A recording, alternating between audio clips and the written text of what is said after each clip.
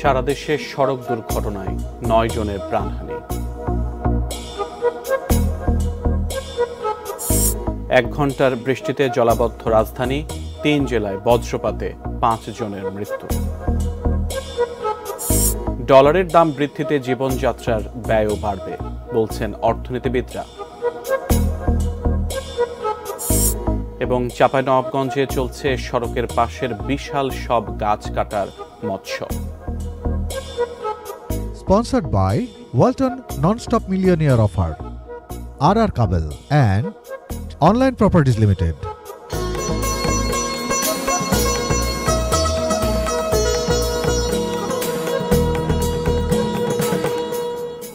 এটি নিউজ দেখছেন, আমন্ত্রণ জানাচ্ছি দেশের খবরে। আজ আপনাদের সাথে আছি আমি সিয়াম রেজওয়ান। এতক্ষণ সংবাদ শিরোনামগুলো শুনছিলেন, এবারে বিস্তারিত। ফরিদপুরে দুটি সড়ক দুর্ঘটনায় নিহত হয়েছেন বাবা ছেলে সহ 4 জন। নরসিংদীতে যাত্রীবাহী বাসের সঙ্গে মাইক্রোবাসের সংঘর্ষে প্রাণ হারিয়েছেন ব্যান্ড দল অড সিগনেচারের সদস্য আহসান তানভীর পিয়াল। এছাড়া দিনাজপুর ও নড়াইলে সড়ক দুর্ঘটনায় আরও 3 জনের মর্মান্তিক মৃত্যু হয়েছে। আমাদের প্রতিনিধিদের পাঠানো তথ্য ছবিতে বিস্তারিত ডেস্ক রিপোর্টে।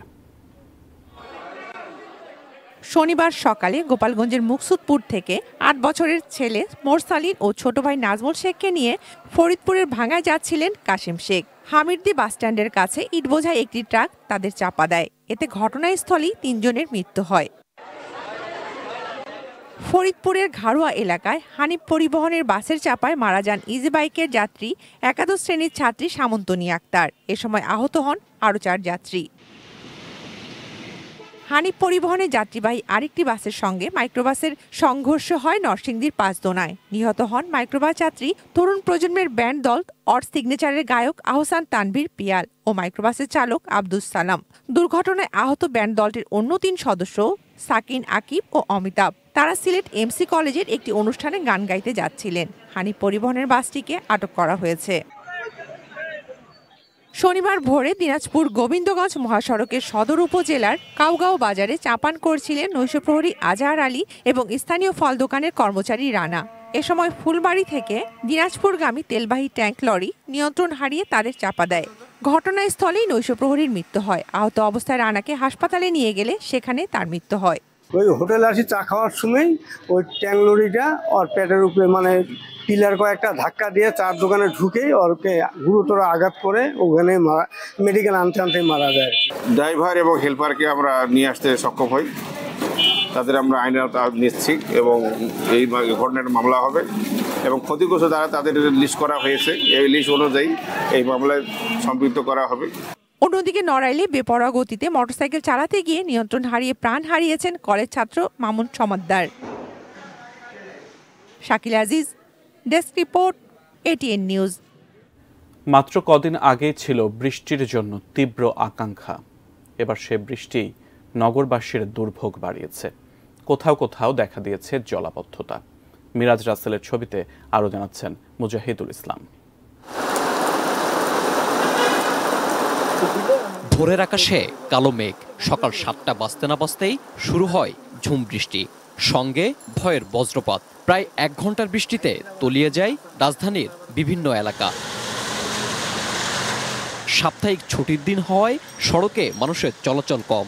যারা বের হয়েছিলেন তাদের পড়তে হয় ভোগান্তিতে। সকাল সকাল বেরোইছি, যে অফিস টাইমে পৌঁছেছিলাম জাস্ট টাইমে যখন বেরোইছি আমরা 10-9টার দিকে বেরোইছি, কিন্তু এর কারণে যাতে সময় লেগে যাচ্ছে। ডিউটিতে যাচ্ছি, কোমর পর্যন্ত পানি, উপর দিয়ে আসতেছি, উপর দিয়েও পানি, দোকানের মধ্যেও পানি, পা ভিজে গেছে পুরোটা, ঠিক আছে, গদির মধ্যেও পানি। যারা গাড়ি দিয়ে যায় তাদের তো কোনো অতটা প্রবলেম না, কিন্তু যারা হাঁটা চলার মাধ্যমে যায় তাদের তো অনেক প্রবলেম। বৃষ্টিতে অনেক জায়গায় প্রধান সড়ক ছাড়াও অলিগলিতেও পানি জমে যায়। গ্রিন রোড, ধানমন্ডি, মিরপুর, কাজীপাড়া, শেওড়াপাড়া সহ কয়েকটি এলাকায় দুপুরেও সরেনি সড়কের পানি। কিছু বৃষ্টি হলেই যে রাস্তার ঘাটে যে জলাবদ্ধতা এবং দূষিত পানি, এখন আমরা খুবই কষ্টের মধ্যে আছি। বাচ্চারা স্কুলে যাইতে পারে না। সকালবেলা আজকে পানি এসে গেছে, একটা গাড়িও বের হয় না। আর 2-1টা গাড়ি যারা অজান্তে এই গলিতে ঢুকে হয় স্টার্ট বন্ধ হয়ে যায়, আর নইলে ওইদিকে দূরে নামায় দিয়ে রিক্সা দিয়ে আসা যাওয়া করতে হয়। জলবদ্ধতা কমাতে সাধারণ মানুষের সচেতনতার সাথে সাথে বিভিন্ন প্রতিষ্ঠানের সমন্বয় জরুরি বলে মনে করেন ঢাকা দক্ষিণ সিটি কর্পোরেশনের ২১ নং ওয়ার্ড কাউন্সিলর মোহাম্মদ আসাদুজ্জামান। একার পক্ষে শতভাগ নির্মূল করা সম্ভব নয়, এখানে কিছু মানবিক সচেতনতা উচিত, তারপরে হচ্ছে সরকারের যে বিভিন্ন প্রতিষ্ঠানগুলো আছে, তো সব কিছু মিলিয়ে আমাদের আরেকটু সমন্বয় দরকার। এদিকে উত্তরের মেয়র আতিকুল ইসলাম জানিয়েছেন বৃষ্টির সময় জলাবদ্ধতার জন্য 10টি অঞ্চলে 10টি কুইক রেসপন্স টিম গঠন করেছে ঢাকা উত্তর city corporation. Mujahidul Islam, ATN news, Dhaka. Bagerhat, Chuadanga ও কুমিল্লায় বজ্রপাতে প্রাণ গেছে 5 জনের, আহত হয়েছেন আরও 6 জন। ভোরে বাগেরহাটের শরণখোলার বান্দাঘাট এলাকায় কার্গো থেকে বালু উঠাচ্ছিলেন শ্রমিকরা।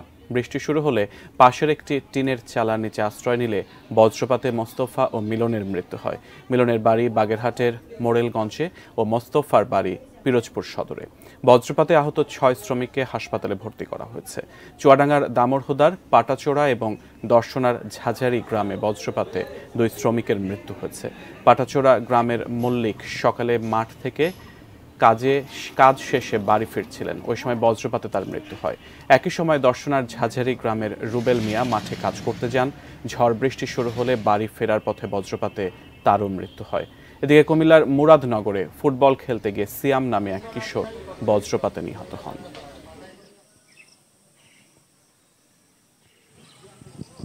সরকারি চাকরিতে প্রবেশের বয়সসীমা ৩৫ বছর করার দাবিতে রাজধানীর শাহবাগ এলাকায় জড়ো হয়েছেন শিক্ষার্থীরা। সেখানে আছেন সহকর্মী স্বপন আহমেদ, সরাসরি যুক্ত হচ্ছে তার সাথে। স্বপন, শিক্ষার্থীরা শাহবাগ এলাকায় জড়ো হয়েছেন, যান চলাচলে কোনো ব্যাঘাত ঘটছে কিনা বিস্তারিত আপনার কাছ থেকে জানতে চাই। সিয়াম, আপনি যেমনটি বলছিলেন যে এই চাকরির বয়সসীমা ৩৫ করার দাবিতে যে শিক্ষার্থীরা আন্দোলনে নেমেছেন, এরা কিন্তু বেশ অনেক দিন ধরেই আন্দোলন করছেন। সকাল থেকে আজকের যে আন্দোলনের পরিস্থিতি ছিল, সকাল থেকে তারা রাজু ভাস্কর্যের 11টা থেকে রাজু ভাস্কর্যের সামনে আন্দোলন চালান এবং পরবর্তী তারা বিকাল 3টার দিকে শাহবাগে অবস্থান নেন। এই অবস্থান নেওয়ার কারণে কিন্তু যান চলাচল বেশ আধা ঘন্টা 40 মিনিটের মতো যান চলাচল একদম স্থির হয়ে যায়। কিছুক্ষণ পরে, আধা ঘন্টা 40 মিনিট পরেই কিন্তু পুলিশ সদস্যরা এখানে আসেন। পুলিশ সদস্যরা আসার পরেই এখানে যারা আন্দোলন করছিলেন তাদেরকে ছত্রভঙ্গ করে দেয়।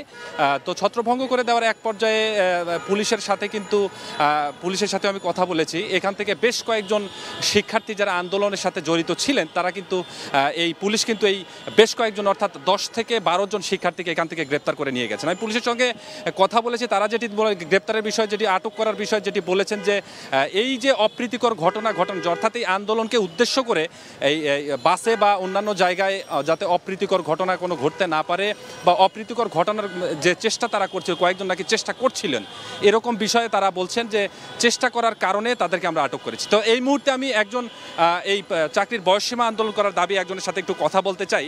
তো আসলে কি হয়েছিল এখানে? একটু আগে দেখলাম আপনারা আন্দোলন করছিলেন, কিছুক্ষণ আগে পুলিশ আসলে আপনাদের বেশ কয়েকজনকে আটকও করেছে, কি হয়েছিল একটু?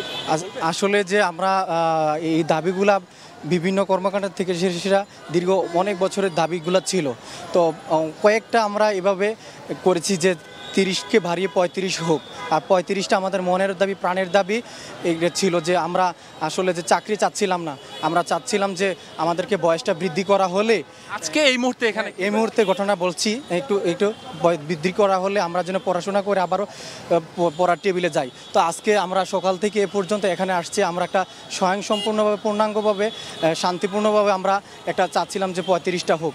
আমরা কোনো গাড়ি হাঙ্গামা, বিশৃঙ্খলা ইত্যাদি কোনো কিছু করছি না, বরঞ্চ পুলিশ আমাদেরকে লাঠিচার্জ করছে। 10ই জুন আমি অনেক মার খাইছি, আজকে আমি নিজেও মার খাইছি, আমি তীব্র নিন্দা। ধন্যবাদ। যেমনটি শুনছিলেন যে পুলিশ আসার পরে তাদেরকে অনেক মারধর এনি যেমনটি বলছিলেন। তবে এখনকার পরিস্থিতি আসলে যান চলাচল একদমই স্বাভাবিক হয়েছে, আগের মতো যেরকম চলছিল। এই মুহূর্তে আসলে আন্দোলনকারীরাও নেই, তো এই মুহূর্তে যান চলাচল স্বাভাবিক। তো সিএম, এই ছিল আমার কাছে এখানকার সর্বশেষ অবস্থা। জি স্বপন, আপনাকে ধন্যবাদ। সরকারি চাকরিতে প্রবেশের বয়সসীমা 35 বছর করার দাবিতে রাজধানীর শাহবাগ এলাকায় জড়ো হয়েছেন শিক্ষার্থীরা। সেখান থেকে বিস্তারিত আমাদেরকে জানাচ্ছিলেন সহকর্মী স্বপন আহমেদ। নির্বাচন কমিশনার রাশেদা সুলতানা বলেছেন, উপজেলা পরিষদ নির্বাচনে অনিয়মের সুযোগ নেই। পরবর্তী ধাপগুলোতে ভোটার উপস্থিতি বাড়াতে কমিশন কাজ করছে। দুপুরে খুলনার ফুলতলায় প্রিজাইডিং অফিসারদের সঙ্গে মতবিনিময় শেষে তিনি কথা বলেন। আমরা কমিশন যতগুলো ভোট আয়োজন করেছি কাটাকাটি হয়েছে, কোনোটাই কিন্তু কাটাকাটি হয়নি। মানুষ অনেক কিছুই বলতে পারে, ভোটের পরিবেশ সৃষ্টি হয়েছে, আপনি আসবেন, আপনার ভোট আপনি যাকে ইচ্ছা তাকে দিতে পারবেন, সেই আবহ আমরা তৈরি করেছি, সেটা অব্যাহত আছে, সেটা আরও উজ্জীবিত হবে। আপনারা আসবেন, ভোট দিবেন। আমি আশা করি নিশ্চয়ই সামনের ইলেকশনগুলোতে আরও ভোটারদের বাড়বে। আমাদের কিন্তু ডিক্লেয়ার করার ছাড়া কোনো উপায় নাই, এটাই হলো আমাদের সংবিধানের নিয়ম। তাই যদি হয় নিয়ম, এখন কত পার্সেন্ট আসে নাই, এটা তো আমরা কমিশন কিভাবে এটা করব, এটা তো করা যাচ্ছে না। যদি করা থাকতো যে 2% হলে পরে এটা বাতিল করে দিবেন, আমরা বাতিল করে দিতাম। রাজনীতিতে কিছু পরিত্যক্ত মানুষ আছে যারা ঘুরে ঘুরে বিভিন্ন দল করে আর ব্যাঙের মতো বড় বড় আওয়াজ করে বলে মন্তব্য করেছেন পররাষ্ট্রমন্ত্রী ডক্টর হাসান মাহমুদ। দুপুরে চট্টগ্রামের রেড ক্রিসেন্ট সোসাইটির এক অনুষ্ঠানে মন্ত্রী এ মন্তব্য করেন। ব্যাঙ আছে না, ব্যাঙ কিন্তু ছোট, কিন্তু ব্যাঙের আওয়াজ অনেক বড়। রাজনীতিতেও কিছু ব্যাঙ আছে, আর রাজনীতিতে কিছু পরিত্যক্ত মানুষ আছে যারা সব দল করে, ঘুরে ঘুরে দল করে, আর ব্যাঙের মতো আওয়াজ বড়, দল ছোট। যখন সমাবেশ করে তাদের মানুষ থাকে 20 জন 30 জন। সরকারের নাকি একদম ভিত নাই, সরকারের ভিত নাই বিধায় পরপর 4 বার আমরা রাষ্ট্র ক্ষমতায়। তোমরা তো টেনে ফেলে দিতে চেয়েছিলে, টান দিতে গিয়ে দেখা গেল যে তোমরাই ধপাস করে পড়ে গেছো। ডলারের দাম বাড়ার প্রভাব পড়বে জীবনযাত্রায়, আরেক দফা বাড়বে ব্যয়। ব্যবসায়ী ও অর্থনীতিবিদেরা মনে করেন ডলারের দাম বাড়ায় শুল্ক বৃদ্ধি সহ বাড়বে সব আমদানি পণ্যের মূল্য, এতে বাড়বে মূল্যস্ফীতিও। বিস্তারিত জানাচ্ছেন মাহাদি সেকান্দার। এতদিন বাংলাদেশ ব্যাংক ডলারের বিনিময় মূল্য দিত 110 টাকা, তবে ডলারের দাম 7 টাকা বাড়ায় এখন হয়েছে 117 টাকা। ডলারের এমন দাম বৃদ্ধিতে প্রভাব পড়বে অর্থনীতির প্রায় সব খাতে। চাপ তৈরি হবে বিদেশি ঋণ পরিশোধ, বিদ্যুৎ ও জ্বালানির দামের ওপর। এছাড়া বাড়বে ক্যাপাসিটি চার্জের বোঝা, বেড়ে যাবে এলসি সমন্বয় ব্যয়ও। ফলে বাজারে দাম বাড়বে আমদানিকৃত সব পণ্যের। ব্যবসায়ীরা বলছেন ডলারের দাম বাড়ায় রপ্তানিকারক কিছুটা সুবিধা পেলেও আমদানিকারকদের সমস্যায় পড়তে হবে। আমদানি ব্যয় বাড়লে নেতিবাচক প্রভাব পড়বে বাজারে। এখন আমরা এলসি খুলতে যেয়ে আমাদের কিন্তু হিমশিম খেতে হচ্ছে, আর আলটিমেটলি কি হয়, সব কিন্তু জনগণের উপরে পড়ে। এটা সব প্রেশারটা আলটিমেটলি জনগণের উপরে যায়। কোনো স্টেক হোল্ডারদের সাথে কোনো কথাবার্তা বলা ছাড়া এরকম হঠাৎ করে 7% মূল্য বৃদ্ধি আসলে খুব বিরল। ভালো হতো যদি আমাদের সাথে একটু কথাবার্তা বলে যদি সেটা বাড়াতেই হতো, ধীরে ধীরে আমরা এই পর্যায়ে যেতাম। যখন 1% আপনার বাড়ে, সেটা কিন্তু অর্থনীতিতে বহুগুণ আপনার রিফ্লেক্ট করে। অর্থনীতিবিদরা মনে করেন ডলারের দাম ধাপে ধাপে বাড়ালে প্রভাব পড়তো না বাজারে। এছাড়া 1 লাফে বেশি বাড়ায় মূল্যস্ফীতি আরও বাড়ার আশঙ্কাও রয়েছে।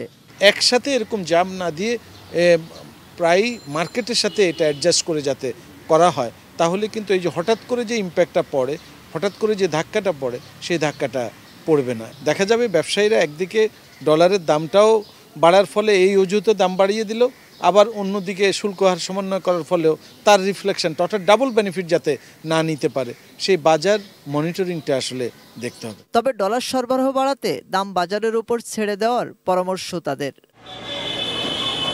মাহাদি সেকেন্দার, এটিএন নিউজ, ঢাকা। দেশের খবর দেখছেন, সময় হলো বিরতিতে যাবার। ফিরে অন্যান্য খবরের সাথে আরো যা থাকছে। আগামী 10 জুন থেকে চালু হবে স্পেশাল ম্যাঙ্গো ট্রেন। ফরিদপুরে স্টপেজের দাবিতে ট্রেন আটকে বিক্ষোভ।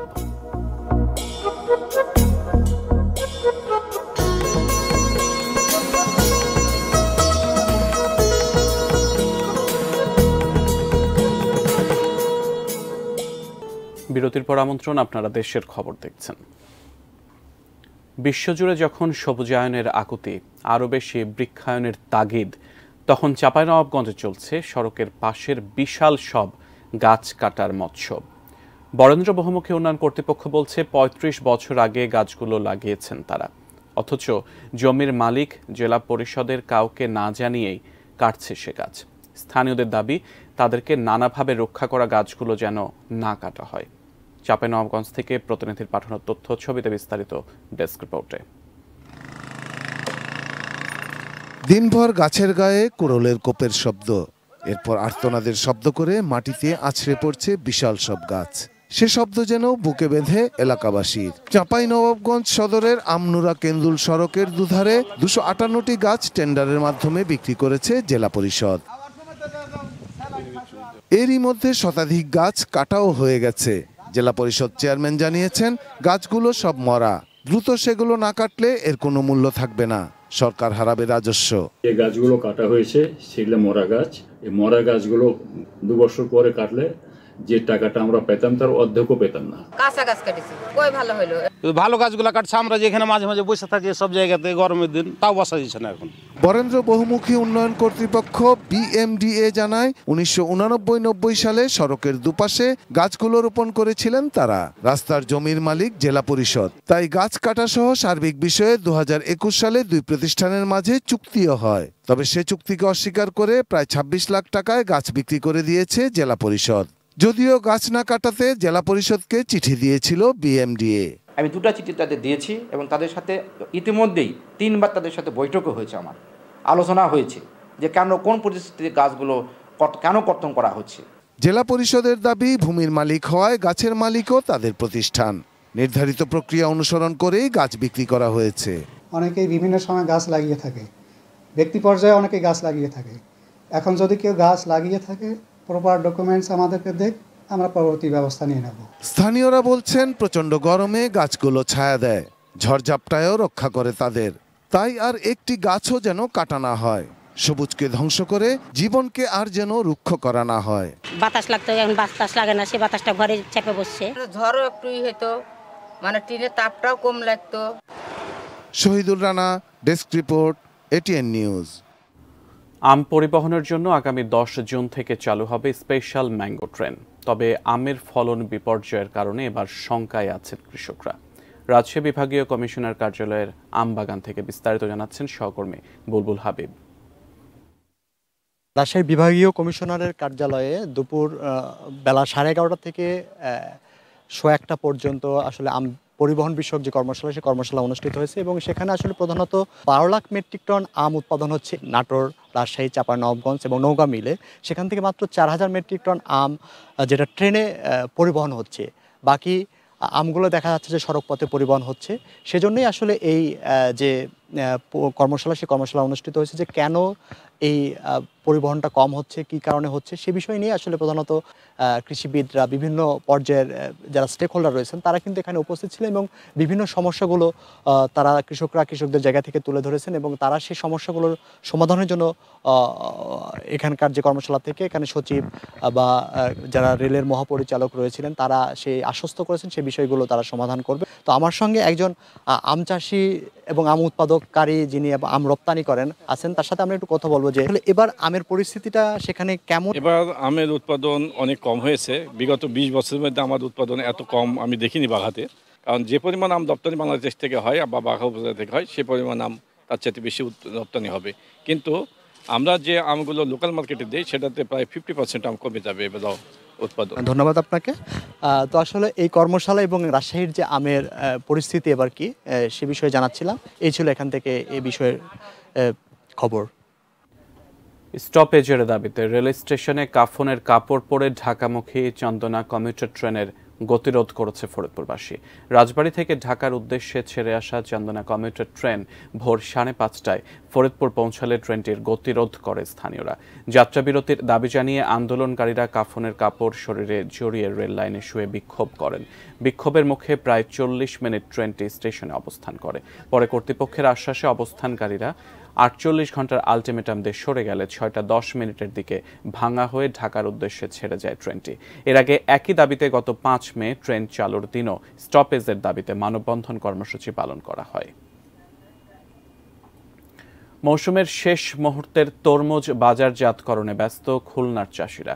চাহিদা থাকায় এবার বেশ লাভবান হচ্ছেন তারা। খুলনার বটিয়াঘাটা ও দাকোপ উপজেলায় এবার তরমুজের ভালো ফলন হয়েছে। আবাদ হয়েছে 2600 হেক্টর জমিতে। অন্যান্য জেলার তুলনায় এখানে তরমুজের আবাদ কিছুটা দেরিতে হয়। খেতে মিষ্টি হওয়ায় বাজারে চাহিদা প্রচুর। সরাসরি ক্ষেত থেকে কিনে নিয়ে যান ব্যবসায়ীরা। কৃষকরা জানান তরমুজ চাষে প্রতি বিঘায় খরচ পড়ছে 20 থেকে 30 হাজার টাকা, আর বিঘা প্রতি বিক্রি হচ্ছে 90 থেকে প্রায় 2 লাখ টাকায়। এবার তারা 250 থেকে 300 কোটি টাকার বাণিজ্য করতে পারবেন বলে আশা করছে কৃষি বিভাগ।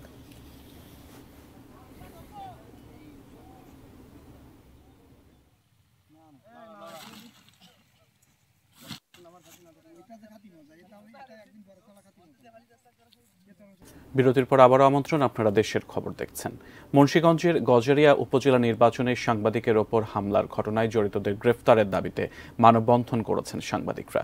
দুপুরে প্রেস ক্লাব কার্যালয়ের সামনের সড়কে মানববন্ধনে অংশ নেন বিভিন্ন গণমাধ্যমের সাংবাদিকরা। বক্তারা বলেন, ভোটকেন্দ্র দখলে নেওয়ার উদ্দেশ্যে হোসেন্দি ইউপি চেয়ারম্যান মিঠু, তার ভাই ইকবাল হক তপন ও তাদের ভাতিজা তানভীর হক তরিন ভবানীপুর সরকারি প্রাথমিক বিদ্যালয় ভোট কেন্দ্রে দায়িত্বরত পুলিশ কনস্টেবল সোহেল রানার ওপর হামলা করেন। সে দৃশ্য ধারণ করায় দৈনিক মানবজমিনের জেলা প্রতিনিধি গুলজার হোসেনকে অবরুদ্ধ করে তাকে মারধর করেন ইউপি চেয়ারম্যান মিঠু। এ ঘটনায় মামলা হলেও 2 দিনেও কোনো আসামিকে গ্রেফতার করতে পারেনি আইনশৃঙ্খলা বাহিনী। দেশের খবর ছিল এ পর্যন্ত। এতক্ষণ সাথে থাকার জন্য ধন্যবাদ সবাইকে।